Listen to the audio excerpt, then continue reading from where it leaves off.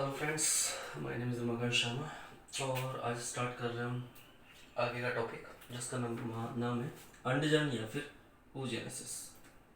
ठीक है, तो स्टार्ट करते हैं आज अंडजन की प्रक्रिया। देखिए, अंडजन दो शब्दों से बना है, वही पहले की तरह ही, अंड प्लस जनन। मतलब किसका जनन होना? अंड का, मतलब अंडाणु का। जनन मतलब निर्माण होना। तो मादा प्राणी के शरीर में पाई जाने वाली वह प्रक्रिया जिसके फलस्वरूप वह किसका निर्माण करता है? अंडाणु का या अंड कोशिका का, उसे ही कहते हैं अंडजन या फिर oogenesis।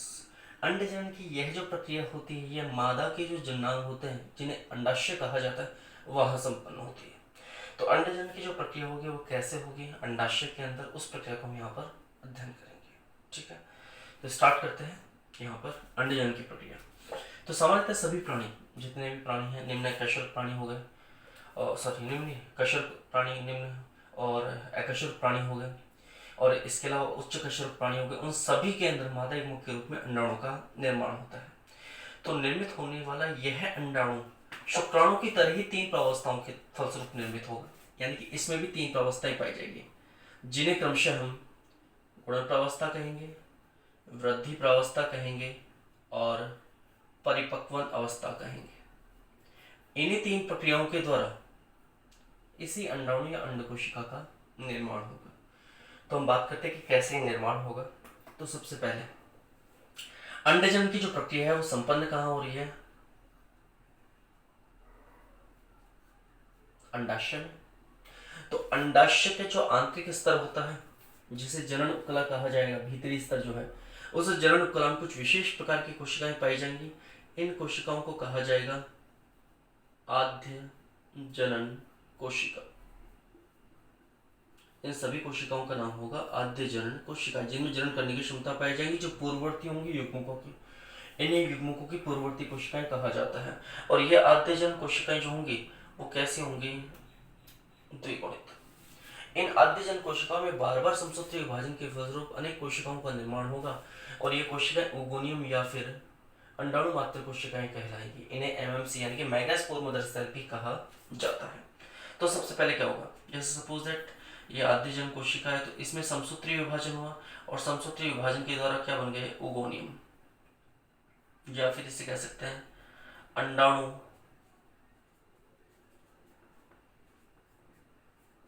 मात्र कोशिका बन गया।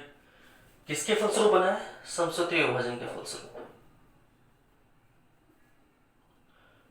तो आद्यजन कोशिका जो थी उसमें समसूत्री विभाजन हुआ, जिसके फलस्वरूप द्विगुणित कोशिका का निर्माण हुआ। इसी को अपन ने क्या दिया?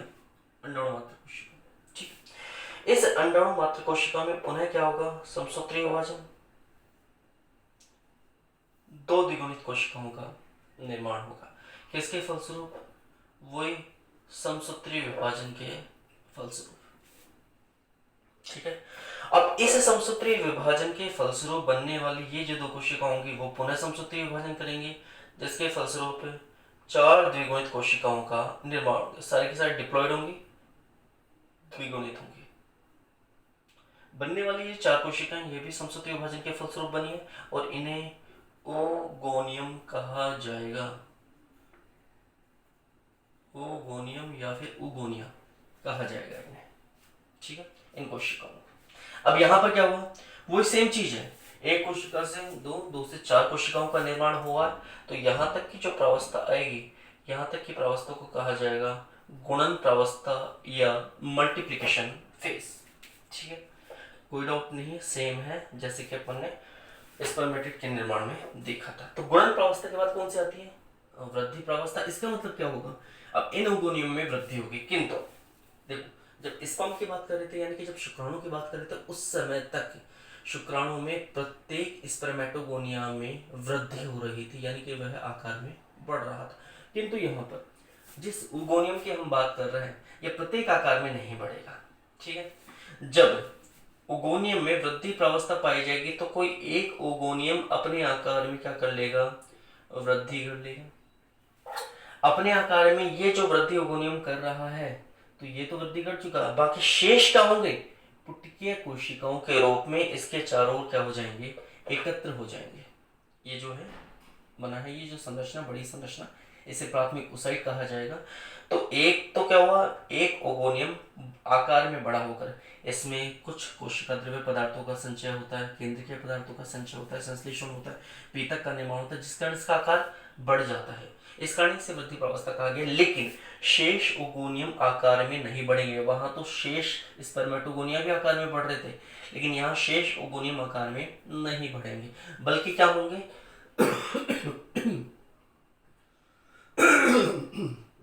ये शेष ओगोनियम इस प्राथमिक ओसाइट के चारों ओर कोशिकाओं के रूप में आवृत हो जाएंगे, पुटके कोशिकाओं के रूप में आवृत हो जाएंगे।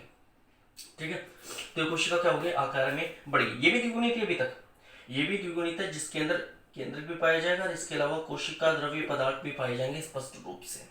ठीक है, आकार में होने वाली यह वृद्धि, चूंकि इसमें आकार में वृद्धि हो रही है, इसलिए इस प्रावस्था को हमने क्या कह दिया, वृद्धि प्रावस्था।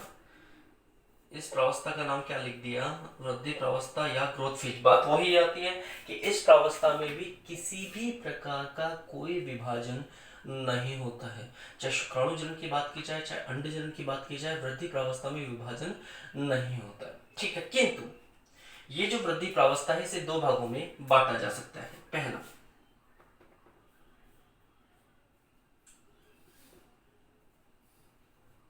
पीतक पूर्व वृद्धि काल, पहली का नाम है पीतक पूर्व वृद्धि काल, क्योंकि आकार में बढ़ रही है तो उसमें कोशिकीय पदार्थों का, केंद्र के पदार्थों पर पीतक का निर्माण होता है। इसलिए जब ये आकार में बढ़ती है तो इसमें कुछ नए नए पदार्थों का संश्लेषण हो रहा है, और मुख्य संश्लेषित पदार्थ जो यहाँ पर बन रहा है यकृत कोशिकाओं के द्वारा, उसका नाम क्या है, पीतक। तो एक तो पीतक से पहले की अवस्था और एक पीतक वाली अवस्था, तो एक तो हो गया पीतक पूर्व वृद्धि काल और एक हो जाएगा पीतक वृद्धि काल।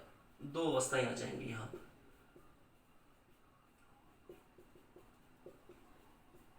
पीतक पूर्व वृद्धि काल और पीतक वृद्धि काल। ठीक है, दो चीजें आ चुकी हैं। तो सबसे पहले बात करते हैं पीतक पूर्व वृद्धि काल की। तो ठीक है, पीतक पूर्व जो वृद्धि काल होगा वो दो तरह से हो सकता है, मतलब पीतक के निर्माण से पहले की जो अवस्था है जिसके कारण कोशिका आकार में बढ़ रही है, वो क्या हो सकता है, या तो केंद्रीय पदार्थों में वृद्धि हो सकती है या कोशिका द्रव्य में वृद्धि हो सकती है। तो पीतक पूर्व वृद्धि काल को भी हम दो भागों में बांट सकते हैं, कोशिका द्रव्य में वृद्धि, कोशिका द्रव्य में वृद्धि, और दूसरा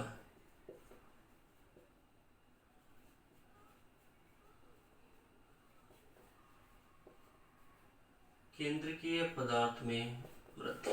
दो भागों में बांटा जा सकता है इसे, कोशिका द्रव्य में वृद्धि और केंद्रीय पदार्थों में वृद्धि। तो पहली बात करते हैं कोशिका द्रव्य में वृद्धि की। तो कोशिका द्रव्य में जो वृद्धि होती है वो जितने भी कोशिकांग होते हैं, जैसे मान लीजिए गोल्जी कोई हो गए, राइबोसोम्स हो गए, कोशिका द्रव्य में उपस्थित जो है, अंतःप्रद्रव जालिका हो गई, माइटोकॉन्ड्रिया हो गई, ये सब अपने आकार में क्या होता है, आकार और संख्यात्मक रूप से, गुणात्मक रूप से भी और मात्रात्मक रूप से भी दोनों क्या करेंगे, वृद्धि करेंगे, यानी कि इनकी संख्या धीरे धीरे क्या हो जाएगी, बढ़ती जाएगी। अब अगर इनकी संख्या बढ़ेगी तो कोशिका द्रव्य में भी वृद्धि होगी, और विशेष रूप से एम्फीबिया मतलब उभयचर वर्ग और एवरेज यानी कि पक्षी वर्ग, इन दोनों प्राणियों के सदस्यों में कुछ विशेष प्रकार की स्थितियां देखी जाती हैं कि इनमें होता क्या है कि जो इनके कोशिका द्रव्य के माइटोकॉन्ड्रिया होते हैं वो अपने आकार को भी बढ़ाते हैं और संख्या को भी बढ़ाते हैं। संख्यात्मक रूप से बढ़ने के कारण एक समूह के रूप में व्यवस्थित हो जाते हैं। जब माइटोकॉन्ड्रिया समूह के रूप में व्यवस्थित हो जाते हैं इन अंड कोशिकाओं में, तब ऐसे माइटोकॉन्ड्रिया को माइटोकॉन्ड्रिया के बादल कहा जाता है।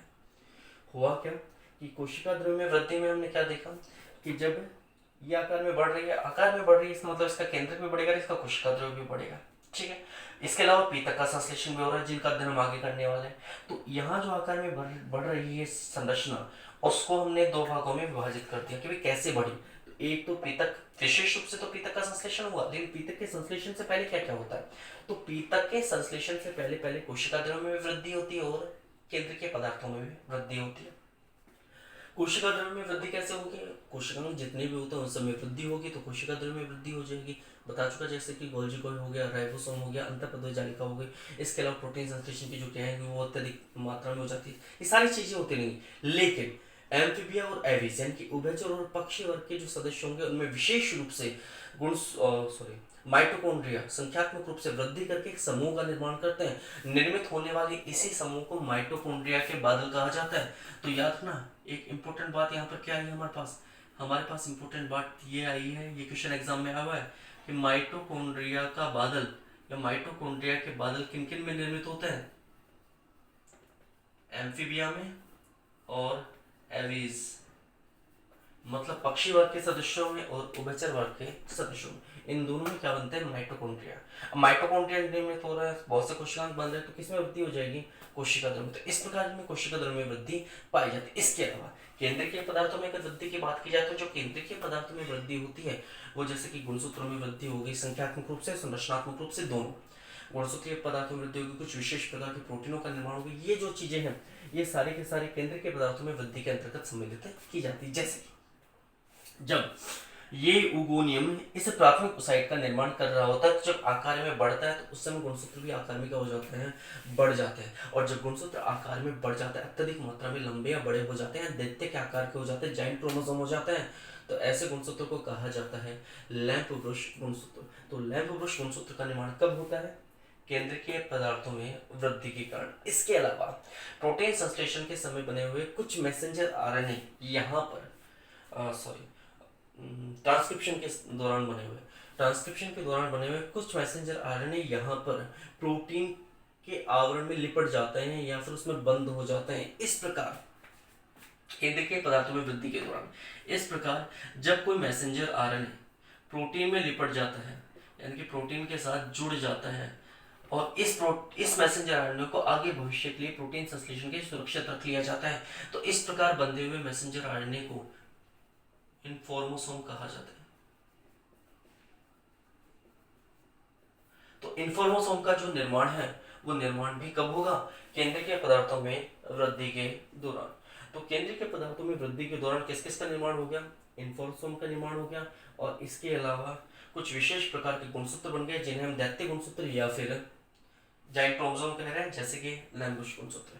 तो ये जो चीजें होंगी ये यहाँ पर निर्मित हो जाएंगी। तो केंद्रीय पदार्थों में वृद्धि के दौरान तो क्या क्या हुआ? लैम्बुश गुणसूत्र का निर्माण हो चुका, बड़े आकार के गुणसूत्र बन चुके हैं। इसके अलावा इन्फॉर्मोसोम का निर्माण हुआ। इन्फॉर्मोसोम किसे कहते हैं? जब मैसेंजर आरएनए किस में लिपटा होता है? प्रोटीन में। जब मैसेंजर आरएनए प्रोटीन में लिपटा होता है तो ऐसे मैसेंजर आरएनए के अणुओं को जो प्रोटीन में लिपटे हुए हैं उन्हें इन्फॉर्मोसोम कहा जाता है। तो इन्फॉर्मोसोम का निर्माण और बड़े आकार के गुणसूत्र जिन्हें लैम्बुश गुणसूत्र कहा गया है वो कहाँ बनेंगे? केंद्रीय पदार्थों के रूप में। और कोशिका द्रव्य वृद्धि के रूप में क्या होगा? कोशिकांगों का निर्माण होगा।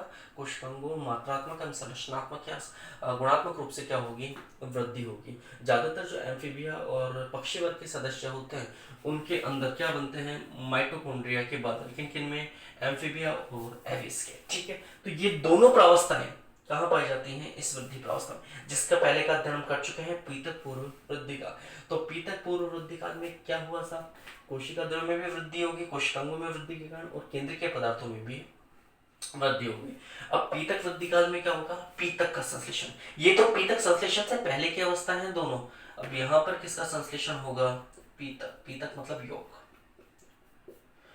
पीतक का संश्लेषण सामान्यतः उन जीवों में किया जाता है जिनमें निषेचन या तो बाह्य होता है या अंड कोशिकाओं का जो परिवर्तन है या अंड कोशिकाओं का जो निर्माण की प्रक्रिया वो शरीर से बाहर होती है, उन पीतक ज्यादा संश्लेषित होता है। और पीतक निर्माण की ये जो क्रिया होती है वो यकृत कोशिकाओं में संपन्न की जाती है। ठीक है, तो पीतक वृद्धि काल में किसका संश्लेषण होगा? पीतक। अब पीतक क्या करता है? ये पोषण प्रदान करने का कार्य करता है। किसको करता है? जब भ्रूणीय परिवर्तन होगा यानी कि जब निषेचन हो जाएगा, शुक्राणु अंडाणु को निषेचित कर देगा, तो उस समय परिवर्तित हो रहे भ्रूण को पोषण प्रदान करने का कार्य कौन करेगा? ये पीतक करेगा। ठीक है, पीतक के द्वारा भ्रूणीय परिवर्तन के समय भ्रूणीय संरचनाओं को परिवर्तित होने के लिए पोषण प्रदान करने का कार्य किया जाता है। तो इस पीतक का संश्लेषण कहाँ हो गया? यकृत कोशिकाओं में हो गया। अब ये क्या हुआ, कैसे हुआ? तो जब ये प्राइमरी ओसाइट बन रही थी किसके द्वारा? ओगोनियम के द्वारा। तो ओगोनियम में पोषक पदार्थ तो पहले से थे, तो फिर पीतक की आवश्यकता क्यों पड़ी? तो यहाँ पर ओगोनियम जो था उस ओगोनियम में कार्बोहाइड्रेट भी थे, वसा भी थी, और इसके अलावा प्रोटीन भी थे। लेकिन ये सारे के सारे जो पदार्थ होते हैं, ये सारे के सारे पदार्थ मात्रात्मक रूप से अपने में वृद्धि करते हुए एक नए संग्रहित पदार्थ का निर्माण करता है। एक आधारभूत पदार्थ जो पोषण प्रदान करेगा उसका निर्माण करता है। यानी कि जितने भी कार्बोहाइड्रेट है, प्रोटीन है, या जो वसा है या फैट है, वो सारे के सारे मिलकर एक कॉमन पदार्थ का निर्माण करेंगे। और उसी कॉमन पदार्थ को यहाँ क्या कह दिया जाएगा?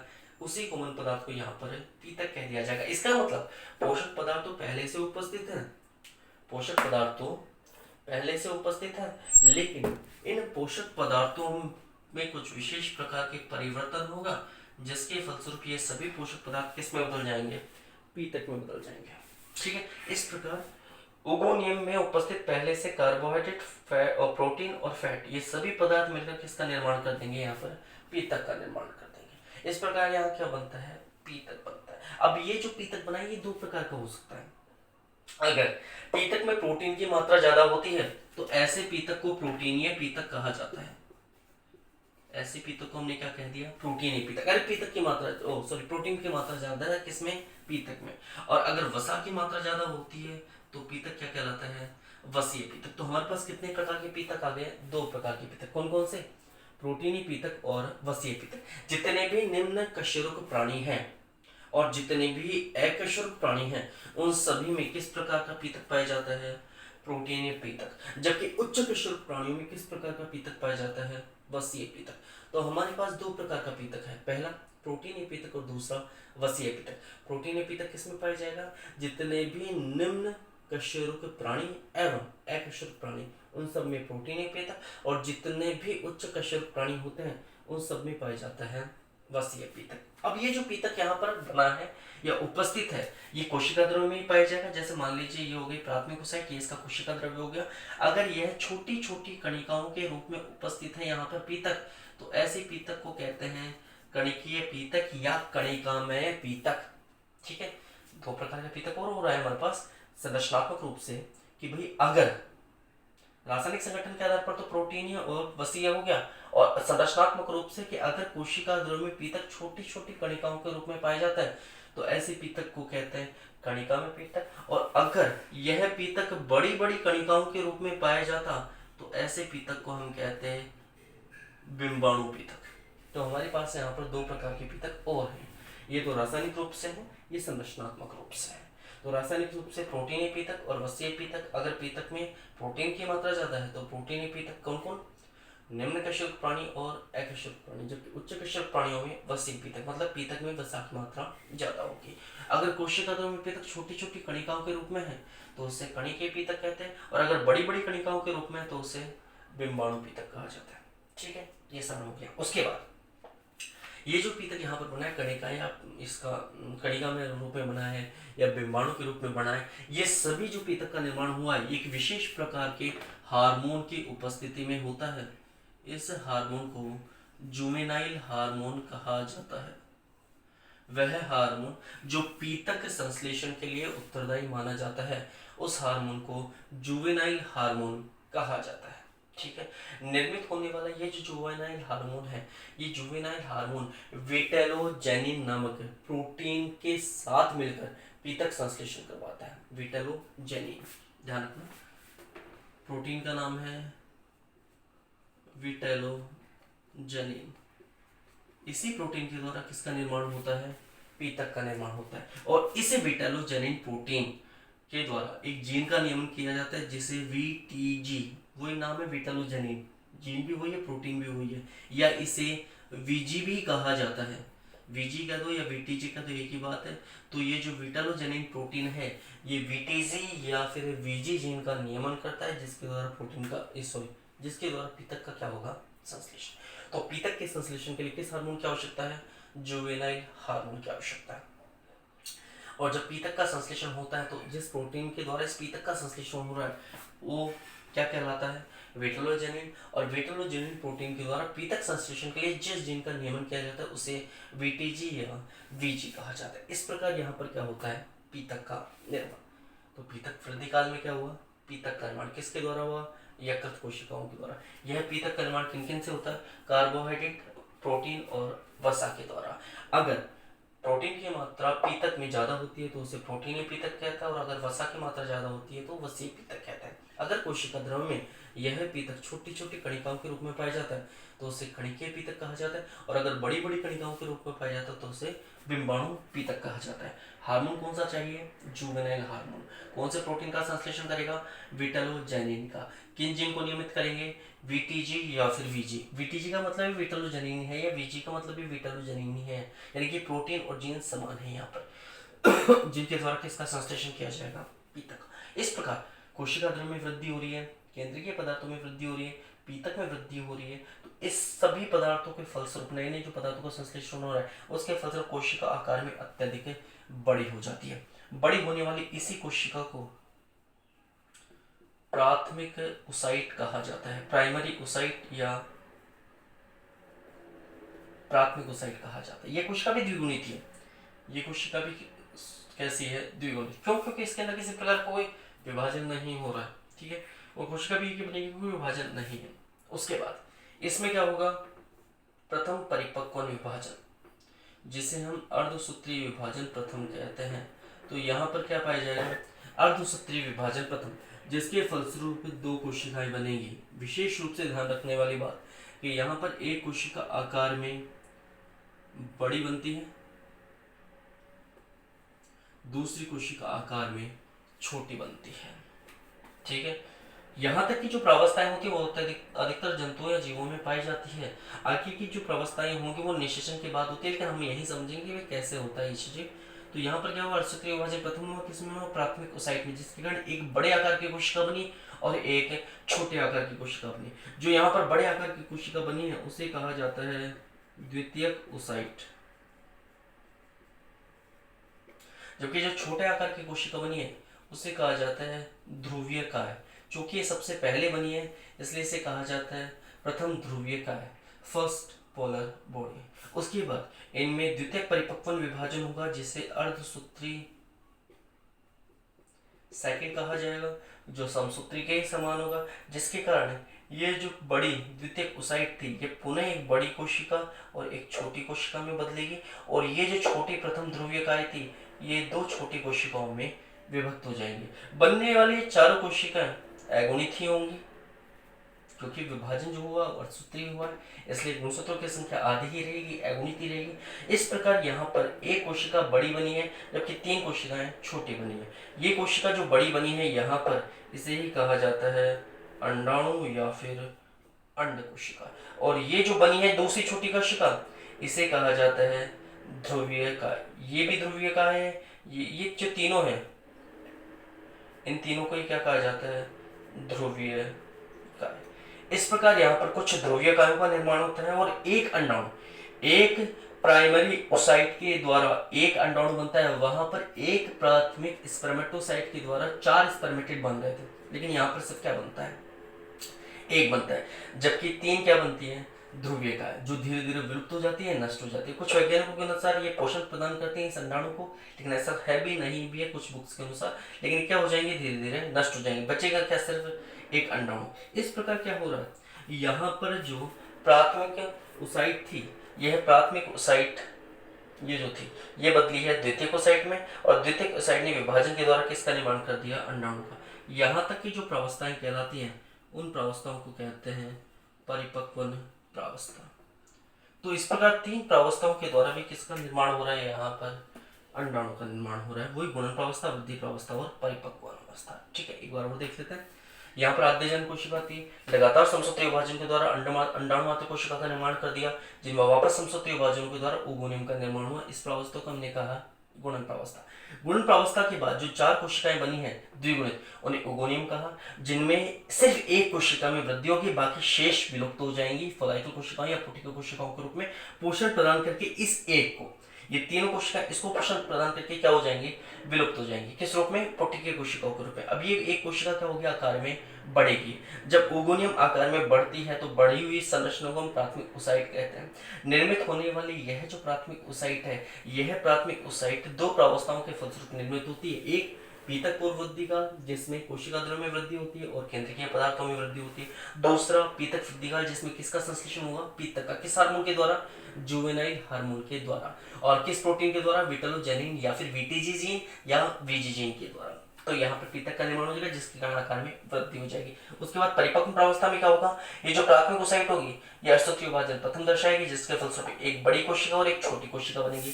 बनी हुई बड़ी कोशिका को द्वितीयक ओसाइट कहा जाएगा, छोटी कोशिका को प्रथम ध्रुवीयकाय कहा जाएगा। अब इन दोनों के अंदर परिपक्व विभाजन द्वितीय होगा, जो अर्धसूत्री सेकंड प्रकार का होता है, जिसे समसूत्री के समान माना गया, जिसके कारण ये जो प्रथम कोशिका थी जिसे आपने द्वितीयक ओसाइट कहा था, ये पुनः 2 भागों में विभाजित होकर एक बड़ी कोशिका और एक छोटी कोशिका बना रही है।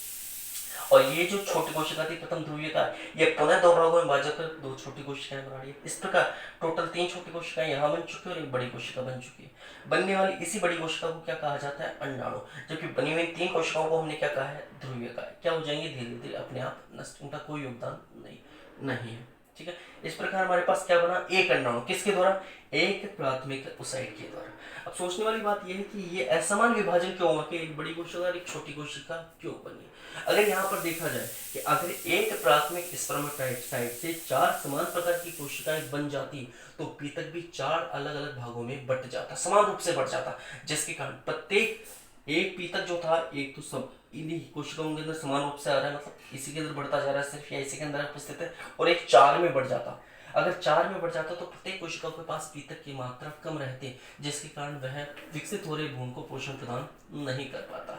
लेकिन यहाँ पर चूंकि वो एक के अंदर ही है, ये इनके अंदर नहीं है पीतक की मात्रा, तो किसके अंदर है, अंडाणु के अंदर ही है, ऊपर से, इस कारण ये आसानी से भ्रूण को पोषण प्रदान कर पाएगा। इस कारण असमान विभाजन की आवश्यकता होती है। अगर असमान विभाजन नहीं होता तो निर्मित होने वाली 4 कोशिकाएं समान आकार की होती है, सभी में पीतक उपस्थित होता, जिसके कारण पीतक बट जाता। यहाँ पर पीतक सिर्फ एक के अंदर ही उपस्थित है, बाकियों में नहीं है, बटा ही नहीं है पीतक, जिस कारण एक ही पर्याप्त रूप से भ्रूण को पोषण प्रदान करने का कार्य करेगी। इस प्रकार गुणन वृद्धि एवं परिपक्वन प्रावस्था के फलस्वरूप किसका निर्माण हो गया, एगोनिक संरचना या फिर अंडाणु का। ठीक है, तो इस प्रकार यहाँ किसका निर्माण होता है, अंडाणु का निर्माण होता है। इस प्रकार अंडाशय में आद्यजन कोशिका के द्वारा अंडाणु निर्माण की इसी प्रक्रिया को हम क्या कहेंगे, अंडजन कहेंगे। ठीक है, अब ये जो पीतक है, इसकी जो मात्रा है उसके आधार पर हम अंडों को कुछ भागों में बांट सकते हैं। जैसे कि सबसे पहले अपीत की अंडे, अपीत के अंडे किसे कहेंगे, वे अंडे जिनमें पीतक की मात्रा नहीं पाई जाती, जैसे कि मनुष्य, तो ऐसे अंडों को हम क्या कहते हैं, अपीत की, अ मतलब अनुपस्थित, पीत की मतलब पीतक, वे अंडे जिनमें पीतक नहीं पाया जाता उन अंडों को क्या कहा जाता है, अपीत की अंडे। दूसरा, अगर पीतक की मात्रा किन्हीं अंडों में पाई तो जाए लेकिन अत्यंत कम हो तो ऐसे अंडों को क्या कहा जाएगा, अल्पपीत की अंडे। अल्प मतलब कम, पीत की मतलब पीतक, यानी कि पीतक की मात्रा क्या है, अब कम है, तो ऐसे अंडे क्या कहलाएंगे, अल्पपीत की अंडे। Example, sea urchin. आपको शायद पता होगा कि सी अर्चिन का कॉमन, कई बार एग्जाम में आता है, सी अर्चिन का कॉमन नाम क्या है, अरस्तु की लालटेन, और एक एम्फियोक्सिस। ये 2 एग्जांपल है किसके, अल्पपीत की अंडों के। अब उसके बाद अगर पीतक की मात्रा ना तो कम और ना ही ज्यादा हो तो ऐसे अंडों को कहा जाता है मध्यम पीत की अंडे। पीतक की मात्रा ना तो कम है और ना ही क्या है, ज्यादा, तो ऐसे अंडों को क्या कहा जाएगा, मध्यम पीत की अंडे। एग्जाम्पल, पेट्रोमाइजोन, डिप्नोई और एम्फीबिया के सदस्य।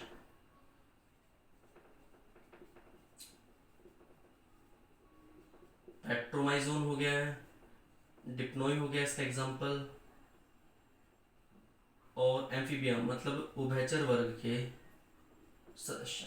और उसके बाद आता है बहुपीत के अंडे। अगर पीतक की मात्रा बहुत ज्यादा हो तो ऐसे अंडे क्या कहलाएंगे, बहुपीत के अंडे। अगर पीतक ज्यादा होगा तो हमेशा ध्यान रखना कोशिका द्रव्य कम होगा, जितना ज्यादा किसी अंड कोशिका में पीतक भरा हुआ होता है कोशिका द्रव्य उतना ही कम हो जाता है। तो बहुपीत के अंडों में क्या होगा, पीतक ज्यादा होगा, बहुत ज्यादा मात्रा में पाया जाएगा। एग्जाम्पल क्या आ जाएंगे, जैसे मछली वर्ग के सदस्य हो गए, इसके अलावा सरीसृप वर्ग के सदस्य हो गए, और पक्षी वर्ग, सरीसृप, और इसके अलावा पक्षी वर्ग, मछली वर्ग, सरीसृप वर्ग और पक्षी वर्ग, ये तीनों जो सदस्य होते हैं वो किस प्रकार के अंडे रखते हैं, बहुपीत के अंडे। तो पीतक की मात्रा के आधार पर अंडों को 3 भागों में बांटा गया, 4 भागों में। अपीत की स्तनधारी के अंडे, मनुष्य के अंडे, अल्पपीत की मतलब पीतक वाले अंडे, सी अर्चिन और एम्फियोक्सिस, मध्यम पीत की पेट्रोमाइजोन, डिप्नोई और उभयचर वर्ग के सदस्य, बहुपीत की मछली हो गया, सरीसृप हो गया और पक्षी वर्ग के सदस्य हो गया। तो पीतक की मात्रा के आधार पर हमने अंडों को इन 4 भागों में बांट दिया। जब अंडाणु बन चुका है तो लास्ट पॉइंट हमारा कि जो स्तनधारी होता है उसके अंडाणु की संरचना किस प्रकार दिखाई देती है। तो देखिए, स्तनधारी के अंडाणु की संरचना, तो स्तनधारी को जो अंडाणु होता है उसके अंदर एक अकोशिकीय संरचना पाई जाती है, पारदर्शी संरचना पाई जाती है, जिसे कहते हैं जोना पेलुसिडा। इस संरचना का नाम क्या है, जोना पेलुसिडा। जोना पेलुसिडा एक विशेष प्रकार की संरचना है जिसका विघटन एक्रोसिन के द्वारा किया जाता है। जो शुक्राणु जब निषेचन करेगा तो एक्रोसिन शुक्राणु द्वारा स्रावित होने वाला एक्रोसिन इस जोना पेलुसिडा का विघटन करेगा, जिसके कारण शुक्राणु के जो पदार्थ होंगे, केंद्रीय पदार्थ वगैरह, वो इस अंडाणु में क्या करेंगे, प्रवेश। तो अंडाणु की संरचना बना रहा हूँ स्तनधारी की। तो एक परत है जिसका नाम पारदर्शी परत है, अकोशिकीय परत है जिसका नाम क्या हो गया, जेनोपोलिस, जोना पेलुसिडा। इस जोना पेलुसिडा के चारों ओर पुटिकीय कोशिकाओं से निर्मित एक और परत पाई जाती है। इस परत को कहते हैं कोरोना रेडिएटा।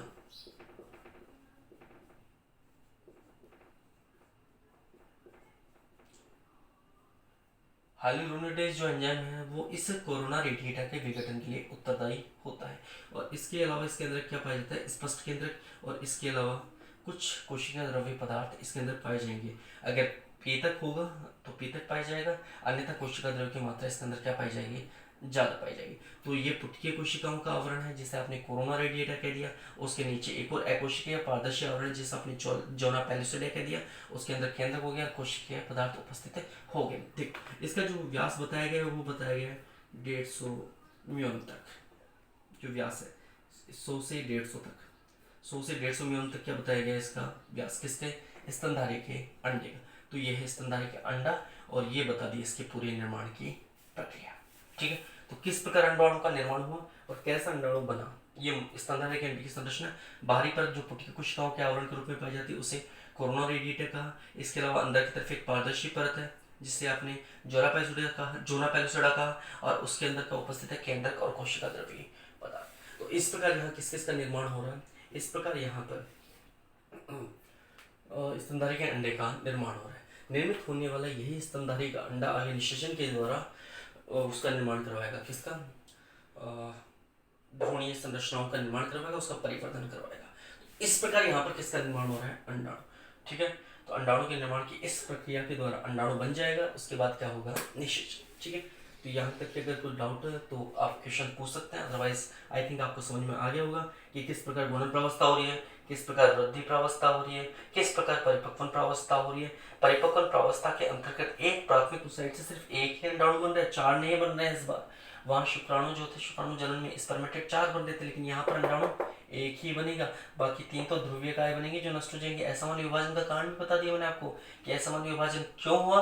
असमान विभाजन का कारण सबसे पहले यही था कि अगर 4 समान प्रकार की कोशिकाएं बन जाती तो ये जो पीतक था ये भी समान रूप से वितरित होता, जिसके कारण भ्रूणीय परिवर्तन के समय प्रत्येक कोशिका को कम पीतक मिल पाता। इस वजह से भ्रूणीय परिवर्तन अवरुद्ध हो जाता या फिर नहीं हो पाता, अतः सिर्फ एक ही कोशिका में पीतक आता है, इसलिए असमान विभाजन की आवश्यकता होती है। इस प्रकार स्तनधारियों में क्या होता है, अंडजन। ये स्तनधारी के अंडे की संरचना है। यहाँ पर मैंने आपको कुछ एक्स्ट्रा चीजें बताई हैं। इन्फॉर्मोसोम ध्यान रखना, इन्फॉर्मोसोम क्या थे, जब किसी मैसेंजर आरएनए को प्रोटीन में लिपट दिया जाता है, मतलब उसके चारों तरफ एक कवर कर दिया जाता है प्रोटीन के द्वारा मैसेंजर आरएनए को, तो ऐसी संरचना को इन्फॉर्मोसोम कहते हैं। माइटोकॉन्ड्रिया के बदल किसमें बने थे, एम्फीबिया और एबिस के अंदर।